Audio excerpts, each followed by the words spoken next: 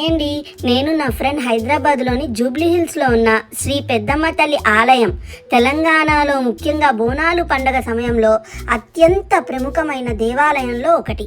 ఇక్కడికి వచ్చేసామండి. పెద్దమ్మ అంటే అందరికీ పెద్ద దిక్కు అయిన తల్లి అని అర్థం. ఆమెను దుర్గాదేవి మహిషాసుర మర్దిని అవతారంగా మరియు 11 మంది గ్రామ దేవతల్లో అత్యున్నతమైన తల్లిగా భక్తులు పూజిస్తారండి. అమ్మవారి పురాణ కథ ఒకటి ఉందబ్బా. ఈ ఆలయ చరిత్ర దుర్గాదేవికి మహిషాసురుడికి మధ్య జరిగిన భీకర యుద్ధంతో ముడిపడి ఉంది. పురాణాల ప్రకారం మహిషాసురుడు కఠోర తపస్సు చేసి ఏ మనిషి చేతుల్లో లేదా దేవుడి చేతుల్లో మరణం లేకుండా బ్రహ్మదేవుని నుండి వరం పొందాడట. స్త్రీలే కదా, నన్నేం చేయలేరని అహంకారంతో ముల్లోకాలను పట్టి పీడించడం మొదలుపెట్టాడట.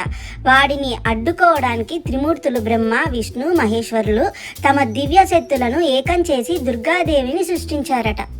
దివ్యాస్త్రాలు చేతబూని గర్జించే సింహంపై వచ్చిన అమ్మవారు మహిషాసురునితో భీకర యుద్ధం చేసి వాడిని సంహరించింది.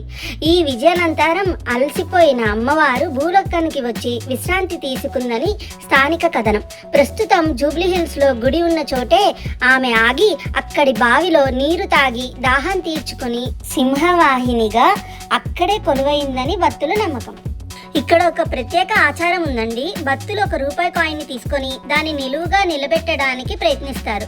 మనస్ఫూర్తిగా కోరిక కోరుకొని కాయిన్ని నిలబెడితే అది పడిపోకుండా నిలబడితే పెద్దమ్మ తల్లి వారి కోరికను నెరవేరుస్తుందని ప్రగాఢ విశ్వాసం. మేము చాలా దూరం నుంచి బండి మీద వచ్చామండి. అమ్మవారిని చూసేసరికి అలసట, ఆకలి అన్నీ మర్చిపోయాం. ఇలాంటి వీడియోస్ నా దగ్గర నుంచి వస్తూనే ఉంటాయండి. లైక్, షేర్, సబ్స్క్రైబ్ చేసి పెట్టుకోండి.